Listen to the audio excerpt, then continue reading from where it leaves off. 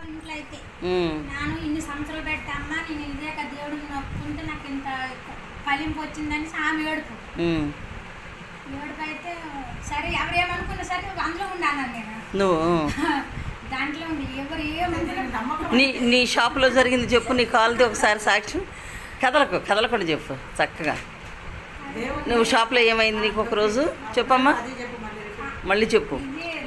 కూర్చుంటే కాల్ అనమాట, ఇలా తీస్తే రాగట్లేదు. కాకపోతే సరళ ఏంద్రా నాయన ఎవ్వరు లేరు, ఆంటీ లేదు, ఎవ్వరు లేరు, చుట్టుపక్కల కూడా ఎవరో పిలుస్తాము ఏందని ఆలోచించి దేవుడు ఇంత గొప్ప దేవుడు అంటారు కదా, చూసుకుంటున్నాను ఇంట్లోనేనని. అవును, అప్పుడు తలుసుకుంటే వచ్చేసింది దేవుని పేరు చెప్పుకుంటేనే ఇలా ఉన్నది ఇలా వచ్చింది.